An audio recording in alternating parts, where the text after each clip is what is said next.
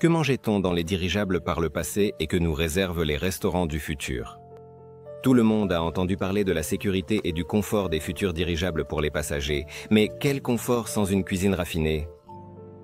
Aujourd'hui, dans les jets d'affaires, on propose généralement du poisson rouge, du poulet, divers fromages, des alternatives véganes, des légumes, des salades, des plats chauds, des sandwichs, des fruits, des jus, des bars, des desserts et des noix. En revanche, le menu des dirigeables dans le passé était à la hauteur des meilleurs hôtels européens. Contrairement aux avions, où les passagers n'étaient pas nourris pendant longtemps, les dirigeables servaient dès le début pour le petit déjeuner des pâtisseries fraîches, des œufs sous différentes formes, de la viande et des fruits.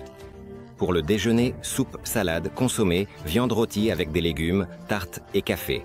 Pour le dîner, flétan avec sauce, chapon, pumpernickel et de nombreux autres plats. Comment cuisinaient-ils? Le processus de préparation des repas à bord du dirigeable se déroulait avec de nombreuses précautions. Étant donné que le ballon était rempli de gaz inflammable, le feu ouvert était strictement interdit.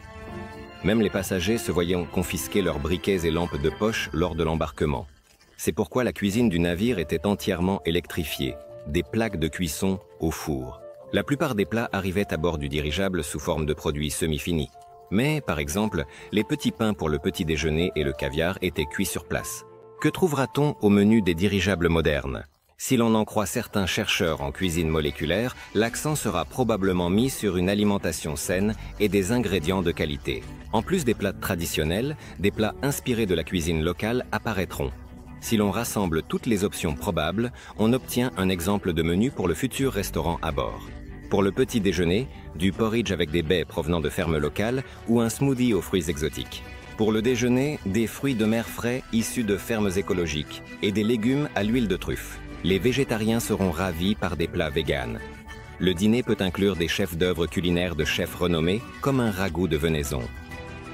La nourriture à bord du dirigeable est prévue pour faire partie d'un voyage unique. Dîner en observant les nuages et les étoiles est un plaisir particulier.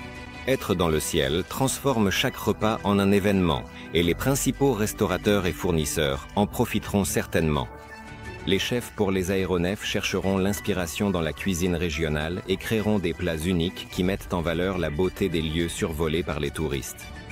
Il ne reste plus qu'à attendre un peu et bientôt nous verrons de véritables spectacles culinaires dans les airs.